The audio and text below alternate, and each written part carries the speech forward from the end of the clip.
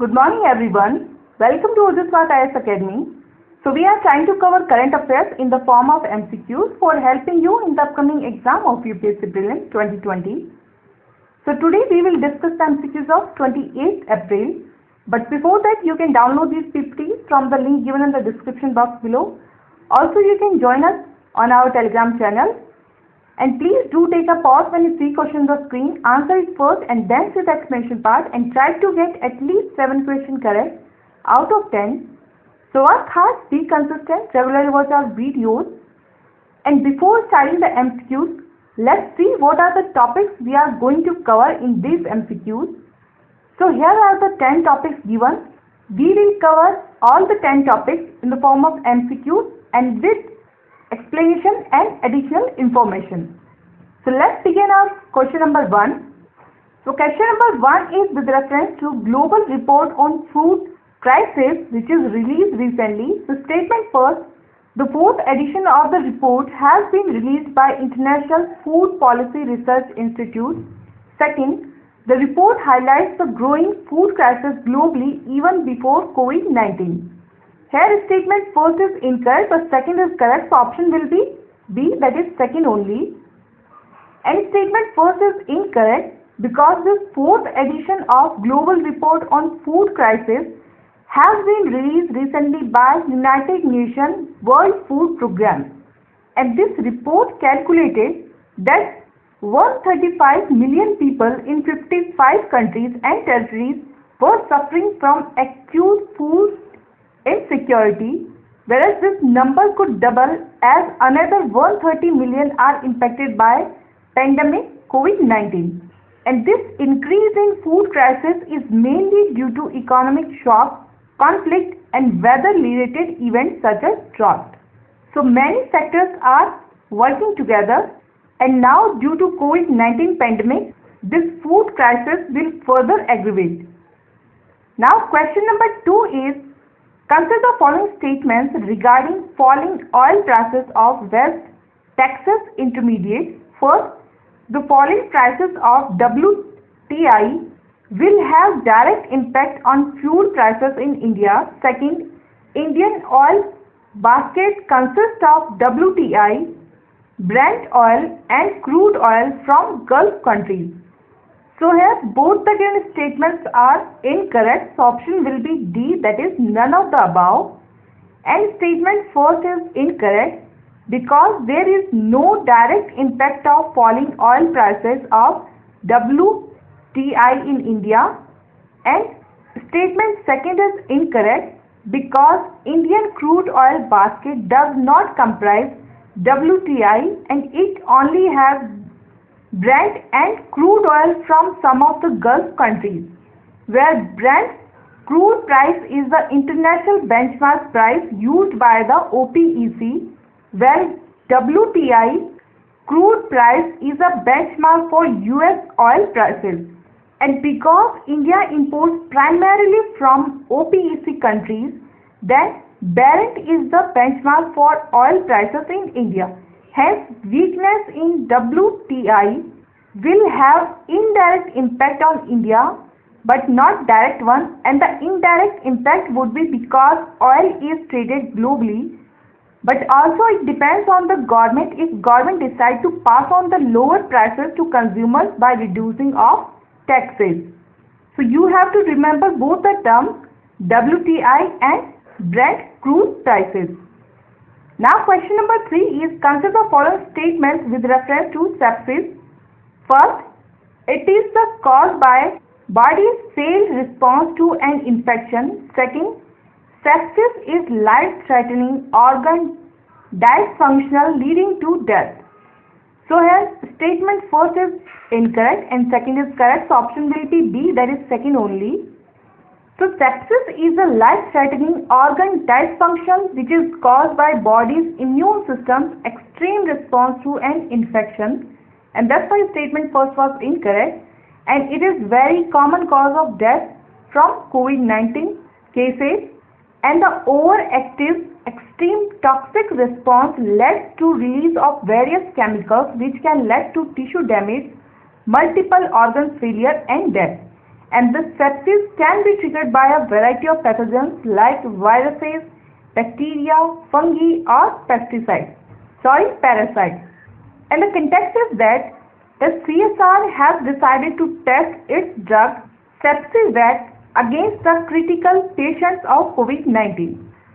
Now question number 4 is, the term zoonosis is used recently is used to refer. So here are the 4 statements given, and the correct statement is, it refers to diseases from animals to human. So option will be B. So zoonosis is a term which is given for the disease which transmits from animals to human, and it is based on Greek words for animals and sickness. And they are not new, like tuberculosis, rabies, malaria, etc. are the diseases which transmit from animal to human and are called zoonosis. And according to UNEP, 60% of human infectious disease originate from animals. And now this figure has climbed to 75% from emerging diseases like Ebola, HIV, avian flu, Zika, etc. And the emergence of these diseases is associated with environmental disturbances such as agriculture intensification and human settlement, dietary habits and encroachment into forests, etc. Now question number 5 is, Vidya Dan 2.0 recently news is an initiative of which of the following Ministry of India? So the correct ministry is Ministry of Human Resource and Development. So option will be B. So this term you can easily remember because Ministry of HRD works upon educational system, and here the term given is Vidya Dan, which is related to studies. And this has been initiated to encourage the sharing of high quality, curated, relevant and curriculum linked digital content, and it provides a platform across the country to contribute e-learning resources for both school and higher education to ensure continuity of quality learning. And the content will be used on Diksha app, which is operating since 2017, and the context is that the Ministry of HRD has launched Vidya Dan 2.0 for inviting e-learning content contributions.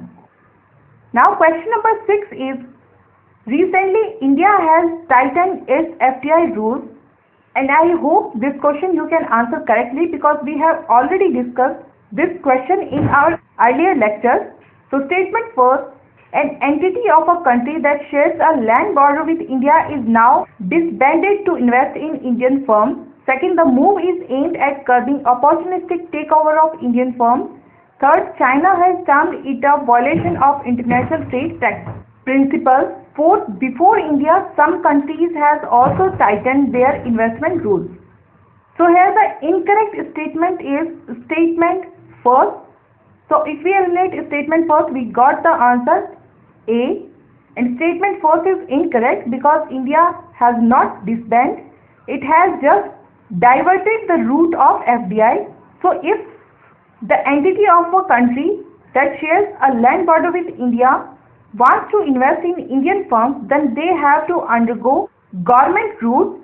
So these amendments are not prohibiting investment, they are just changing the approval route for their investment. And there are many sectors in India that are already subject to this approval route, and before India, EU and Australia had initiated similar measures, and these again were seen as being targeted at Chinese investment.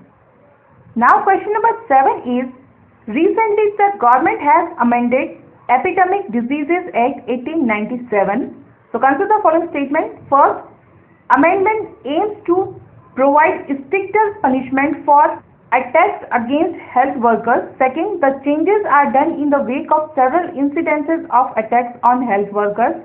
Third, the offences will be cognizable and non-bailable. So here, all the given statements are correct, and we have to find out incorrect one because no statement is incorrect. So option will be D, none of the above. And for your additional information, this image is given. You can read it out later. Now one question for you is that who was the Viceroy of India when this act, that is Epidemic Disease Act 1897 was passed. So you have to name the Viceroy of India at that time.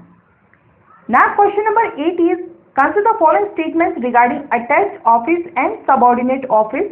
First, attached office plays dual role of directing the subordinate offices below and submitting proposals to the Secretariat. Second, subordinate office is a mere field agency responsible for the detailed execution of the decisions of the government. So here both the given statements are correct. So option will be C. So here again the image is given. This one is the additional information where you can see attached departments are those which are directly related with ministry or division, and they provide assistance to the ministry in the formulation and execution of the policies. Also they are under the control of ministry or division, whereas subordinate offices are the field offices, and each attached department has many subordinate offices, and they comes under attached department and they perform specific duties. In addition to it, autonomous and semi-autonomous bodies are also given. You can read out it. Now question number 9 is, recently Jio deal was fixed with which of the following company? So the correct answer is Jio deal was fixed with Facebook. And option B is correct because Facebook has purchased nearly 10% stake in Reliance Industries digital business unit Jio platform, and this deal has not only marked Facebook's long-pending formal entry into India's telecom services or sector, but also catapults it to a place among the biggest foreign investors in India's technology space. And this deal will also help Reliance Industries for balance sheet deleveraging, and it is also significant because now essential goods sale on online platforms has suddenly witnessed an upsurge in demand, and this is happening due to lockdown. Now question number 10 is, which of the following is located on the easternmost direction? So the correct answer is, it is Labrador Sea. So here is the map is given. You can see the direction from west to east is Beaufort Sea, Hudson Bay, Baffin Bay, and then Labrador Sea in the easternmost direction. So that's all in our today's MCQs. Hope you guys are liking the lecture. And if you want to contact us, you can contact through the given details.